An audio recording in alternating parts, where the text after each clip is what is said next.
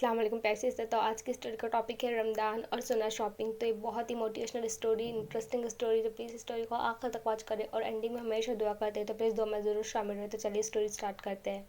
बिस्मिल्लाहिर्रहमानिर्रहीम। रमज़ान का तीसरा अशरा शुरू हो चुका था और हर तरफ ईद की तैयारी थी। जोया एक तालिब इल्म थी और उसे शॉपिंग का बहुत शौक़ था। उसने अपनी ईद शॉपिंग के लिए बहुत बड़ी लिस्ट बना रखी थी, मगर इस साल उसने तय किया कि वो अपनी शॉपिंग सुन्नह के तरीके से करेगी। उसने अब सबसे पहले अपनी नीयत साफ़ की कि वो सिर्फ नुमाइश के लिए कपड़े नहीं ख़रीदेंगी। जोया ने इफ्तारी के फ़ौरन बाद बाज़ार जाने का फ़ैसला किया ताकि तरावी की नमाज कज़ा ना हो। बाज़ार जाने से पहले उसने मसनून दुआ पढ़ी, ला इलाहा इल्लल्लाहु वहदहु ला शरीका लहू। उसने सोचा कि बाज़ार वो जगह है जहाँ हमारे अल्लाह को ज़िक्र बहुत पसंद है। जोया ने सबसे पहले एक गरीब बच्ची के लिए कपड़े ख़रीदे ताकि सुन्नह के मुताबिक दूसरों को खुशी दी जाए। जब वो दुकानदारों से बात करती तो उसकी ज़बान पर नरमी और इखलाक होता। उसने देखा कि एक दुकानदार बहुत थका हुआ था। उसने मुस्कुराकर उनसे बात की। सुन्नह है कि सौदा करते वक्त ना ही झूठ बोला जाए और ना ही कमी की जाए। जोया ने सिर्फ उतना ही ख़रीदा जितनी उसे ज़रूरत थी।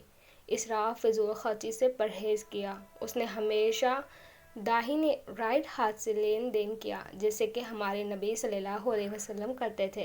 बाज़ार की भीड़ में भी उसने अपनी नज़रों की हिफाजत की और ज़िक्र इलाही जारी रखा। उसने महसूस किया कि जब वो ज़िक्र करती रहती तो बाज़ार की थकान उसे महसूस ही नहीं होती। एक जगह उसे बहुत महंगा सूट पसंद आया, मगर उसने देखा कि वह शरीयत के मुताबिक नहीं था। जोया ने फ़ौरन उसे छोड़ दिया और अल्लाह की रज़ा के लिए सादगी को तरजीह दी। उसने अपनी शॉपिंग में ज़्यादा वक्त ज़ाया नहीं किया ताकि घर जाकर इबादत कर सके। वापसी पर उसने रास्ते में मौजूद ज़रूरतमंदों की मदद की। घर आकर उसने सबसे पहले शुक्राना अदा किया कि अल्लाह ने उसे रिज़्क़ अता किया। उसने अपनी नए कपड़े अपनी बहनों को दिखाए, मगर फ़ख्र घमंड बिल्कुल नहीं किया। जोया ने सीखा कि शॉपिंग भी एक इबादत बन सकती है अगर तरीका सुना वाला हो। उसने अपनी दोस्तों को भी बताया कि बाज़ार में भी अल्लाह को याद रखना कितना ज़रूरी है। शॉपिंग के बाद उसने तरावी का वक्त निकाला और पूरी तवज्जो से नमाज़ पढ़ी। उसने देखा कि इस बार शॉपिंग के बाद उसके दिल में अजब सुकून था। उसकी अम्मी ने पूछा, जोया आज तुम थकी हुई नहीं लग रही हो। जोया ने कहा, अम्मी सुन्नह में बरकत है, थकन नहीं। उसने तय किया कि वो हर साल इसी तरह सादगी से शॉपिंग करेंगी। जोया ने अपनी बचे हुए पैसों से ईद पर मिठाई और तोहफे ख़रीदे। उसने उन तोहफ़ों को अपने पड़ोसियों में तकसीम किया। रमज़ान का मकसद ही यही है कि हम अपने नफ्स पर काबू पाए। शॉपिंग का मतलब सिर्फ नए कपड़े नहीं, बल्कि नए जज्बात और एहसासात है। आयशा, जोया की बहन, ने भी उससे मुतासिर होकर अपनी रूटीन बदली। पूरा घर अब सुन्नह के मुताबिक हर काम करने लगा था। ईद का चाँद नज़र आया तो जोया के दिल में कोई पछतावा नहीं था कि उसने वक्त ज़ाया किया। उसने इबादत भी की और ज़रूरत की शॉपिंग भी मुकम्मल की।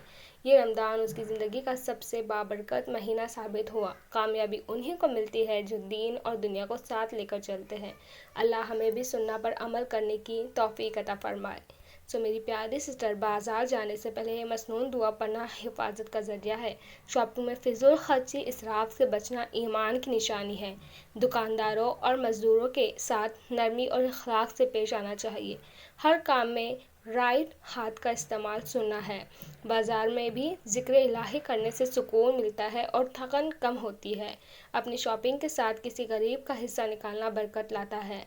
लिबास में सादगी और शर्म हया का ख्याल रखना ज़रूरी है। शॉपिंग को तरावी और नमाज़ों पर तरजीह नहीं देनी चाहिए।